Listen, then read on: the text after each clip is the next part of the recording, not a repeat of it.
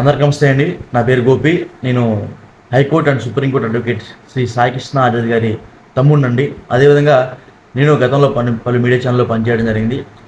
ఈ అరవ శ్రీధర్ కేసు పైన high court advocate Saikrishna ఆచార్య గారు ఈ కేసు పని మీద నన్ను రైల్వే కోర్టుకు పంపడం జరిగింది. ఎందుకంటే ఎల్లుండి రిట్ ఫైల్ అయిపోతుంది. అదేవిధంగా కొంతమందికి లేఖలు రాయాలి అనే డ్రాఫ్టింగ్ పని మీద నేను ఈ కోర్టు రావడం జరిగింది. వచ్చిన నేపథ్యంలో నిన్న మేము చిన్న ఇంట్లో నిత్యావసర సరుకులు లేవంటే అదేవిధంగా ఒక పూల షాప్ దగ్గరికి వెళ్ళి మేము నిలబడ్డ సమయంలో ఈ కొంతమంది ఎవరైతే జనసేన నాయకులు అదేవిధంగా జనసేన ఎవరైతే చెప్పుకుంటున్నారో కొంతమంది ఉన్నారో ఇక్కడ ఏరియాలో నాకు లిటరల్గా చెప్తున్నా ఎవరైతే నా మీద దాడి చేశారో సో అతని పేరు తాతంశెట్టి నాగేంద్ర అంటే నేను రీసెంట్గా నేను తెలుసుకున్నా. సో అతను ఎందుకు వచ్చి నా మీద అటాక్ చేశాడో నాకు అసలు అర్థం కావట్లేదు. దానితో పాటు అతని వెంటనే అనుచరులు పక్కనే ఉన్న ఎమ్మెల్యే అరవ శ్రీధర్ కనుసైగలు అన్నీ మేము గమనిస్తూనే ఉన్నాము. అసలు అసలు వాళ్ళ పనికి వచ్చారు, వాళ్ళ పని వాళ్ళు చూసుకున్నారు, మేము మా పని మేము చూసుకున్నాము. మేము వచ్చిన 10 నిమిషాల తర్వాత వాళ్ళు వచ్చారు. మేము ఏదైతే షాపింగ్ అయినా వచ్చామో బయటికి పూలు కొనడానికి వచ్చాము, అదేవిధంగా కొన్ని నిత్యావసర సరుకులు కొనడానికి వచ్చాము. మేము వచ్చిన 10 నిమిషాల తర్వాత వచ్చారు. సో సడన్గా వచ్చేసరికి అసలు ఎందుకు వచ్చి కొట్టారు నాకు అర్థం కావట్లేదు. వాళ్ళు ఏమనుకుంటారంటే కొడితే భయపడిపోతారు, పారిపోతారు అనుకుంటున్నారు. అట్లాగే ఉండదండి. అసలు మాకు ఇప్పుడు కూడా తెలియట్లేదు నన్ను ఎందుకు కొట్టారో నాకు రీజన్ లేదు. ఎందుకంటే నాకు వచ్చిన లిటరల్గా ఇంటర్నల్ ఇన్ఫర్మేషన్ ఏంటంటే ఆమెకి అండగా మేము నిలబడతాం కాబట్టి మా మీద దాడికి తెగబడ్డారు. సో ఇదంతా కూడా ఎటువంటి పార్టీకి సంబంధం లేదు అంటూనే పార్టీ నాయకులు మా మీద రాత్రి దాడి చేశారండి. సో నాకైతే విపరీతమైన గాయాలు, ఒళ్ళంతా కూడా నొప్పులేస్తూ ఉన్నాయి.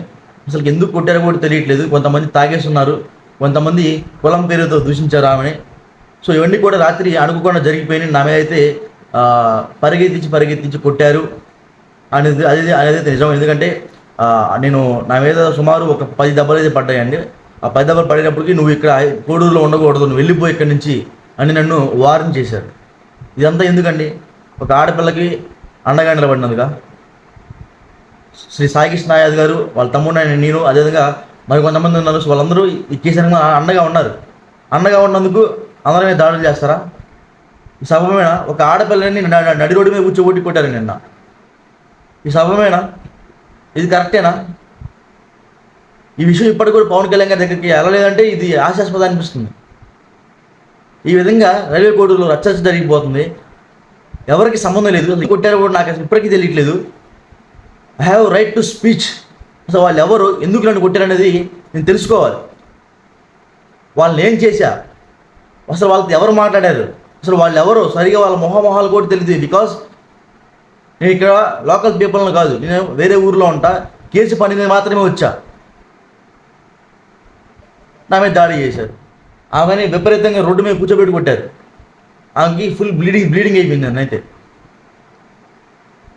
సో ఖచ్చితంగా మాకు న్యాయం కావాలి. పోలీసు వారికి కూడా దీని మీద మరో కేసు కట్టాలని మేము కోరుకుంటున్నాము. మేము న్యాయబద్ధంగా వెళ్తాము, ఎక్కడికైనా వెళ్తాము, ఇంక్లూడింగ్ సుప్రీంకోర్టు కూడా వెళ్తాము. వదిలిపెట్టే ప్రసక్తే లేదు. అదేవిధంగా ఎవరైతే నా మీద రాత్రి దాడి చేశారో సో వాళ్ళ నుంచి నాకు ప్రాణహాని కూడా ఉందండి.